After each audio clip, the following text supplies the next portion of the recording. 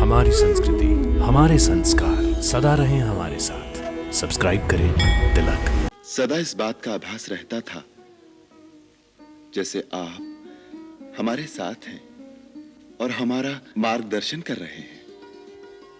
इतनी कम आयु में तुमने जो आदर्श, जो सत्कर्म संचित कर लिए हैं, वो हम वृद्धावस्था तक नहीं कर सके। ये आप क्या कह रहे हैं पिताश्री? मेरे प्रेरणा स्रोत तो आप ही हैं। आप ही के पद चिन्हों पर चलकर कुछ करने की क्षमता पाई है मैंने। आपने तो देवलोक तक जाकर अपनी कीर्ति पताका स्थापित की है।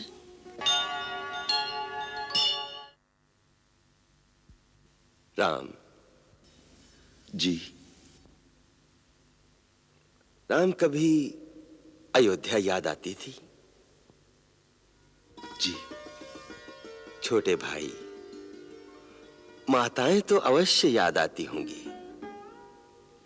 तात सब याद आते थे, परंतु जिस कार्य के लिए आपने हमें भेजा था उसमें जरा से भी त्रुटि ना रह जाए, उसके प्रति सजग रहने में सदा इस बात का आभास रहता था जैसे आप हमारे साथ हैं और हमारा मार्गदर्शन कर रहे हैं।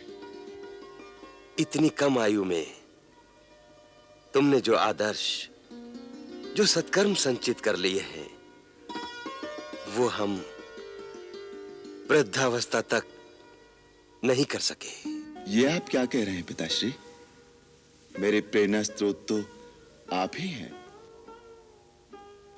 आप ही के पद चिन्हों पर चलकर कुछ करने की क्षमता पाई है मैंने। आपने तो देवलोक तक जाकर अपनी कीर्ति पताका स्थापित की है। वो जो कुछ किया है, एक राजा ने अपनी कीर्ति की आकांक्षा, अपना प्रभाव, अपनी सत्ता का दबदबा जमाए रखने के लिए किया है। किंतु तुमने जो कुछ किया है, पिता की आज्ञा, गुरुजनों की सेवा, प्रजापालन, ऋषियों, मुनिजनों, तपस्वियों की सुरक्षा के लिए किया है। इसी में तुम्हारी महानता है।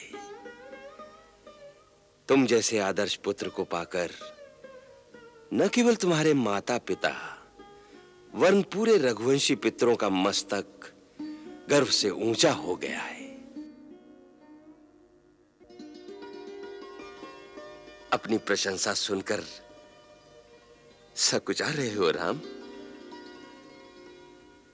हर पिता स्नेहवश अपने पुत्र को ही बढ़ाई देता है, वही आप कर रहे हैं। अन्यथा मैंने तो बस वही किया जो आपका निर्देश था। हर पुत्र का धर्म है पिता अपने मुंह से ना भी कहे, फिर भी यदि पिता के मन में कोई इच्छा हो तो उसे प्राण देकर भी पूरा करे। इसी कर्तव्य की प्रेरणा से ही मैंने ये सारे कार्य किए हैं। सारे आर्यावर्त के शूरवीर पूरे बाहुबल की शक्ति लगाकर जिस शिव धनुष को हिला नहीं सके, उसके भंजन में किसकी प्रेरणा थी राम?